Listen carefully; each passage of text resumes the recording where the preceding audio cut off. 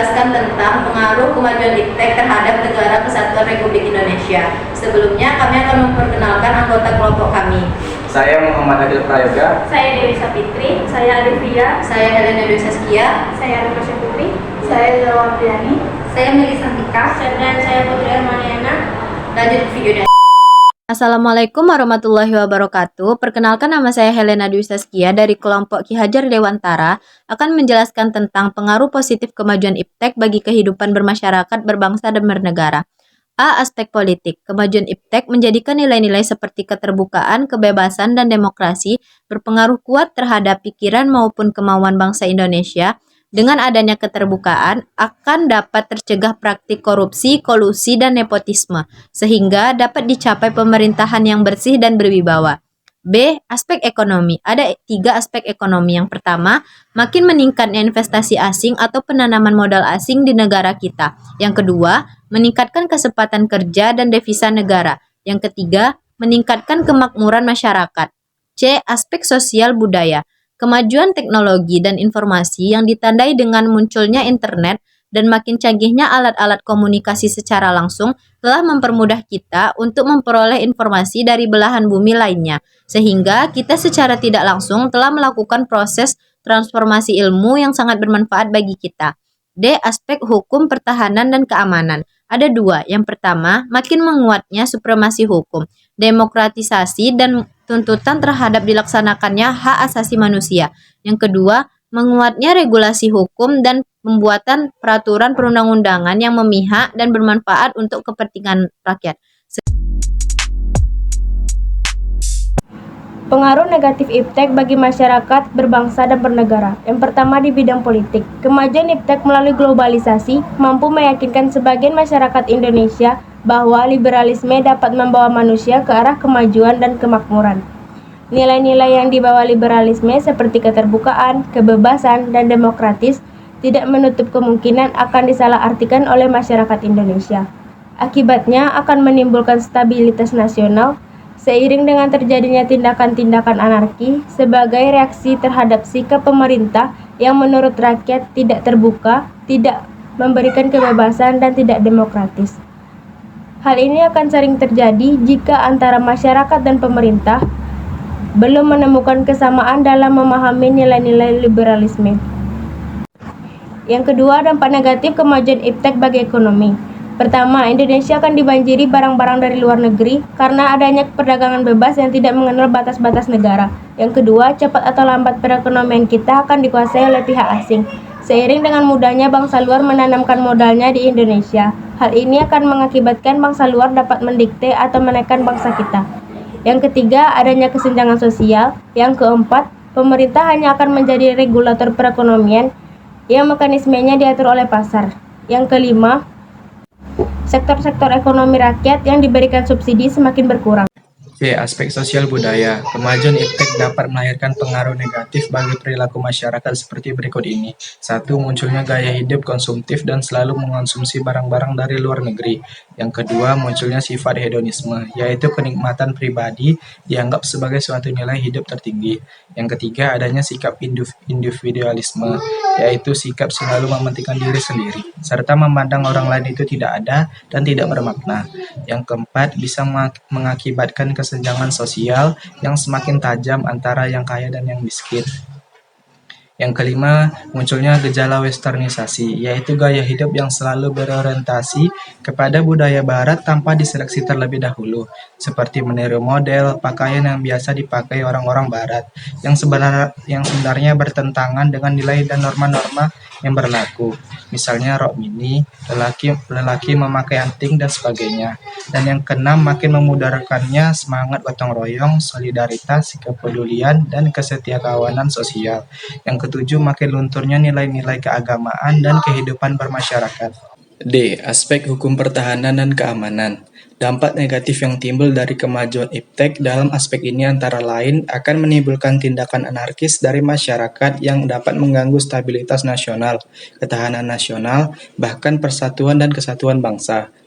Selain itu, peran masyarakat dalam menjaga keamanan, ketertiban, dan kedaulatan negara semakin berkurang. B. Bangunlah sikap selektif dalam menghadapi berbagai pengaruh kemajuan iptek. 1. Sikap tanggung jawab dalam kemajuan iptek. Bagaimanapun juga, manusia hidup di dunia ini tidak dapat melepaskan diri dari kemajuan iptek. Dengan iptek, hidup manusia akan menjadi lebih mudah. Namun demikian, agar tidak menimbulkan permasalahan dan dampak negatif, manusia perlu memiliki tanggung jawab etis dalam mengembangkan dan menerapkan iptek bagi bangsa Indonesia. Saat mengembangkan dan menerapkan iptek, penting untuk mengingat landasan ideal yaitu Pancasila dan landasan konstitusional yaitu Undang-Undang Dasar Negara Republik Indonesia tahun 1945. Undang-Undang Dasar Negara Republik Indonesia tahun 1945 menyatakan bahwa tujuan nasional antara lain adalah untuk memajukan kesejahteraan umum dan mencerdaskan kehidupan bangsa. Selain itu, bumi dan air serta kekayaan alam yang tergandung di dalamnya dikuasai oleh negara dan digunakan sebesar-besarnya untuk kemakmuran rakyat. 2. Sikap selektif terhadap pengaruh kemajuan iptek.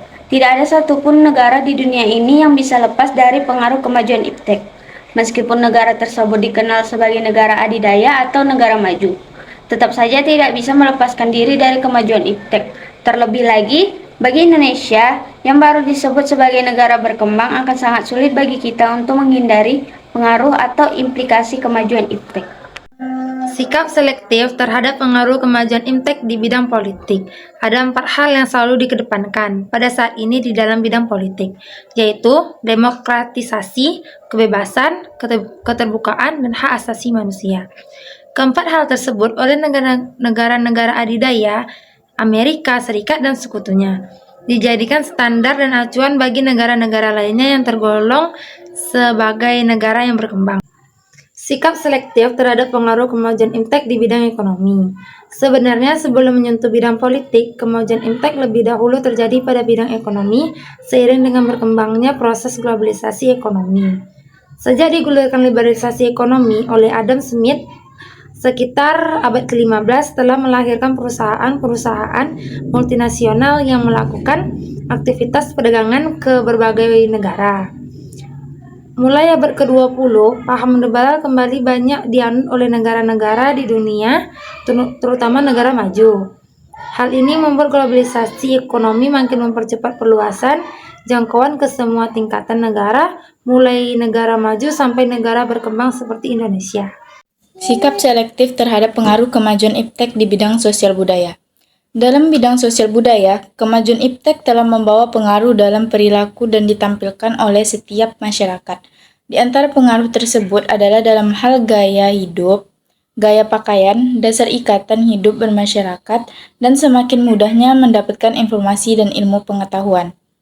Agar hal tersebut bersifat positif dan dapat diserapkan ke dalam budaya kehidupan kita sehari-hari, maka kita perlu mengusahakan perubahan nilai dan perilaku. Di antaranya, yang pertama ada terbuka terhadap inovasi dan perubahan. Yang kedua, berorientasi pada masa depan dan pada masa lampau. Yang ketiga, dapat memanfaatkan kegunaan iptek. Dan yang keempat, menghargai pekerjaan sesuai dengan prestasi. Sekian dari saya, terima kasih. Waalaikumsalam. Kami di sini dari kelompok Ki Hajar Dewantara. Kami mendapatkan tugas dari Bu Fauzia, tugas PKN. Ingin menanyakan kepada Bunda tentang pengaruh positif dan negatifnya iptek terhadap NKRI. Iptek, pengaruh positif dan dan negatifnya. Iptek itu sendiri dampak positifnya banyak ya nak ya untuk kehidupan kita. Kalau dari segi perekonomian saja terlebih dahulu, dengan adanya iptek ini perkembangan penjualan online itu lebih mudah, orang memberikan promosi itu lebih mudah, otomatis nanti pemasukan akan lebih banyak jadinya. Kalau dari segi untuk kemajuan negara kita akan lebih mudah diketahui oleh orang lain, otomatis nanti impor dan ekspor perdagangan akan lebih mudah juga jadinya. Nah, kalau dari segi budaya, mungkin dengan adanya perkembangan iptek ini, kita lebih mudah memperkenalkan budaya kita kepada orang luar gitu. Nah, kepada orang luar. Dan hal itu juga akan mempengaruhi tentang pendapatan seseorang jadinya. Nah, dari segi pendidikan, dengan adanya IMTEK ini, pendidikan akan semakin maju, semakin canggih jadinya, media-media pembelajaran akan semakin bagus jadinya, ya. Generasi muda pemikirannya akan berkembang, itu banyak sekali dampak positifnya, baik itu dari segi ekonomi, budaya, pemerintah, itu banyak sekali. Nah, sedangkan negatifnya, kalau negatifnya mungkin IMTEK ini kalau seandainya kita nggak bisa ngefilter, ya nggak bisa kita saring bagaimana penggunaannya itu bisa mengakibatkan cost-nya biaya hidup kita makin lebih mahal.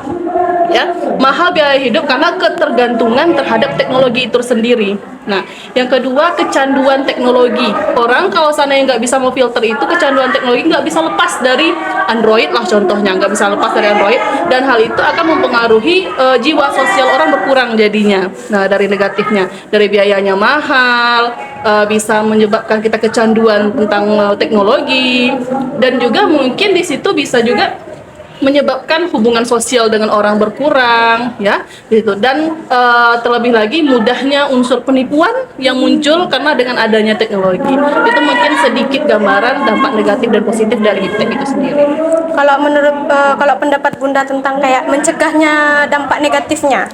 Adanya sosialisasi terhadap penggunaan teknologi itu sendiri dari usia dini gitu. Jadi sebagai orang tua mungkin wajib memperkenalkan teknologi itu sendiri kepada anak-anak, kepada remaja. Namun kita juga harus memberitahukan kalau kecanduan nanti gini loh dampaknya gitu. Jadi harus ada bisa sosialisasi bagaimana hal buruk yang akan terjadi oleh IMTEK itu sendiri dan bagaimana positifnya atau hal keuntungan yang kita dapatkan. Ada sosialisasi, bukan hanya dilepas begitu saja penggunaannya. Jadi kayak dampak negatifnya nggak cuma anak-anak lah ya, berarti Tidak. orang dewasa. Orang dewasa, apa contohnya lagi? Akses pribadi. Dengan adanya IMTEK itu sendiri kan kita, akses pribadi kita kan tidak bisa difilter. Ya, privasi kita tuh gampang sekali orang cari jadinya. Nah, di situ nanti bisa mengakibatkan apa? Kasus-kasus pornografi, kasus pelecehan seksual secara online, nah seperti itu gitu. Jadi yang mendapatkan dampak negatifnya bukan hanya anak-anak saja gitu. Orang dewasa juga dapat dampak.